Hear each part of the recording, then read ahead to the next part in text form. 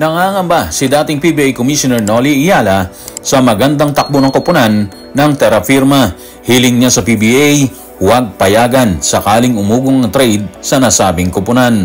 Samantala, inamin naman ni Coach Tim Cone na mapupunta kay Kai Sotto ang pressure sakaling sumalang na sila sa Olympic Qualifying Tournament. Bukod dyan, inilabas din ang Gilas Tactician ng lagay ni AJ Edu sa Gilas Pilipinas para sa paparating na OQT. Tutukan po natin ang lahat ng yan. Pero bago yan, hihingi po tayo ng isang subscription sa lahat ng dumadaan sa ating munting channel kung nagugustuhan nyo ang ating palabas. Kung medyo mabigat ang subscription, siguro kahit isang like at isang share na lang po yan. Okay na po ako dyan. Maraming salamat. Marami ang humanga at nagulat sa ginawang pagbaklas ng Terra Firma sa SMB sa quarterfinals ng PBA Philippine Cup.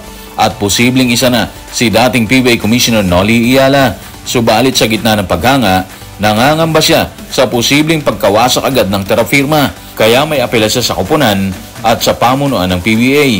Ano ang apela ni Commissioner Noli?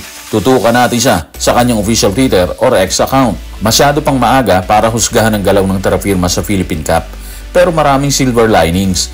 Kung ano man ang mangyari sa kanilang knockout game versus SMB, sana lang huwag payagan ng team at PBA ang anumang kaduda-dudang trade na muling makakapigil sa pag-uusad na to ng jeep. Matindi, di ba? Alam nyo yung nangyayari ngayon sa Terra Firma sa kampanya nila dito sa PBA Philippine Cup, particular sa quarterfinals. Pwede nating sabihin na isa to sa mga magandang pangyayari na dapat noon pa nangyari dito sa PBA, di ba? Kasi aminin man natin at hindi, papalubog ang PBA eh. Kita nyo, mas may tao pa sa volleyball ngayon. Ang laki ng pagkakaiba ng PBA noon at ngayon. Anyway, doon tayo sa sinasabi ni dating PBA Commissioner Noli Eala. Mahirap talaga nating husgan kaagad kung anong magiging takbo ng Terra Firma. Kasi meron pa siyang isang laban eh. Pero yung usapin ng trade, nakakabahala po yun. Sana hindi mabumasan yung Terra Firma kasi kapag nangyari yan, tsak, hihina na naman sila. At kapag humina sila, mag-benefit na naman yung team na kukuha ng star player nila. Ibig sabihin, hindi na naman magiging competitive etong Terra Firma. Mababawasan na naman ang koponan na merong mga star player. Mapuputol yung papausbong na magandang mangyayari dito sa PBA. Ano yung magandang mangyayari? Of course, yung pagiging competitive ng Terra Firma, di ba? Kung magtutuloy-tuloy kasi sila, mag-benefit yan ng PBA. At syempre, yung mga viewers, may bagong aabangan sila, may bagong players na iiduluhin. At ang susi para mapanatili ng Terra Firma yung kasalukuyang estado ng kanilang koponan is yung magiging aksyon ng commissioner.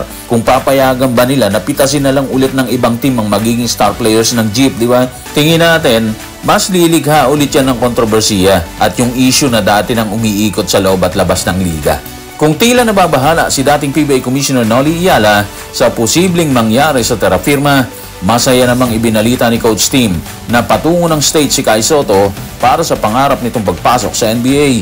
Tanong, paano ang kanyang role sa Gilas Pilipinas, particular sa Olympic Qualifying Tournament? Tutukan natin si Coach Tim sa report ni Ruben Terrado sa Spin. Si Kai actually sa tingin ko ngayon nasa isang NBA camp. Pupunta siya sa States para gawin yung ilang bagay na may kaugnayan sa NBA at babalik siya sa 16th or 17th para samahan tayo sa 21. Nagtatrabaho yung bata at ginagawa yung kanyang trabaho. Okay, so good news yan sa mga supporters ni Kai Sotto. At least, hindi niya binibitiwan talaga yung pangarap niyang pasukin ng NBA sa hinaharap, di ba? Para sa atin, maganda yun kasi positive ang pananaw niya sa buhay. Sa kabila ng maraming bashing tungkol sa kanyang kakayahan, di ba? Andiyan pa rin siya para ituloy yung kanyang sinimulan. Kung tutuusin, medyo mabigat yung hinahabol ni Kai Sotto kasi gusto niyang i-break talaga yung pananaw ng iba na hindi niya kakayanin pasukin yung pinakamalaking liga ng basketball sa mundo. Anyway, ayon na rin kay Coach Tim Cone, babalik si Kai Sotto bago mag-22 ng June para sa Gilas Pilipinas. So, ibig sabihin, hindi siya mawawala sa Olympic Qualifying Tournament. Makakasama siya ng Gilas Pilipinas. Matapos kumpirmahin ang pagbabalik para samahan ng Gilas Pilipinas sa OQT, nakikita naman ni Coach Tim na mapupunta ang pressure kay Kai Sotto sa sandaling sagupain na nila ang European team sa Olympic Qualifying Tournament. Tanong, bakit at paano ipinaliwanag ni Coach Tim ang pressure na mararamdaman ni Kai Sotto? Tutukan natin si Coach sa report ni Ruben Terrado sa Spin. Pero sa tingin ko sa competitive level na pupuntahan natin, mape-pressure siya na mag-perform kasi siya yung magiging main player o isa sa mga main players kung hindi man pangunahing player sa ating kupunan. Yun ang magpapalago sa kanya. Mag-e-evolve siya at mas magiging mahusay. So ito na yon, yung plano ni Coach Tim dito kay Kai Sotto, di ba? Gagawin niyang isa sa mga main man or main player ng Gilas Pilipinas. Para sa akin, dapat lang Kasi sayang yung kayang ibigay ni Kai Sotto sa team kung hindi magagamit ng maayos. Like ngayon, bumalik yung kumpiyansa niya mula nung makasama ang point guard nila sa Japan B-League, di ba? Obvious na posibleng magtala ng maayos na performance si Kai Sotto kung mabibigyan ng tamang role dito sa team. Tamang pagkakataon para mailabas yung kaya niyang ilabas, di ba? Pero katulad nung sinabi ni Coach Tim, mapupunta sa kanya yung pressure kasi kakailanganin niyang kumamada sa gitna ng mga naglalakihang kalabang European na bukod sa athletic, physical pa silang maglaro. So, yun ang mabigat na magiging hamon dito kay Kai Sotto. Hindi may kakailang magiging maganda ang role ni Kai Sotto sa Olympic Qualifying Tournament sakaling sumalang na ang buong kupunan. Subalit para magawa niya ang kanyang role, kakailanganin niya ang tulong ng mga kasama katulad ng isang AJ Edu.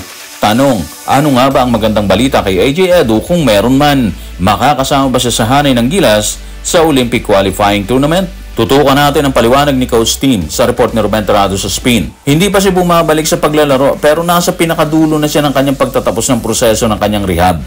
Mula Japan, pupunta siya ng London at may kasama siya doon na physiotherapist. Dapat magsimula na siya maglaro sa loob ng 1 o 2 linggo para maayos na siya pagdating ng 21. So, ang good news, nasa dulo na siya ng rehabilitation. Konting himas pa, di ba? Papatapos na siya at base kay Coach Tim, inaasahan niya si AJ Edu na naandito na siya sa June 21. Isang araw yan bago magsimulang mag-practice ang grupo ng Gilas Pilipinas dito sa Laguna. Ang hirap, di ba? Kasi habang naghahanda yung Gilas, yung iba katulad ni AJ nanggaling naman sa injury. Si Scotty at Junmar, ganun din yung nangyari, di ba? Buti na nga lang, okay na sila ngayon eh. Si Jamie hindi na nakasama dahil din sa injury. At ang mabigat yan, pagdating nila sa Europe, bakbakan kagad versus Poland at Turkey. Tapos niyan, sasabak sila sa Olympic Qualifying Tournament. Yung tune-up games okay pa yun dito sa Turkey at Poland, di ba? Pero yung OQT na mismo, mabigat yun kasi wala nang bukas doon. Sa isang iglap, pwedeng maganda yung resulta at pwedeng hindi maging maganda yung resulta. So, base kay Coach Tim, maaasahan natin si AJ Edu pagsapit ng Olympic Qualifying Tournament. So guys, maraming salamat.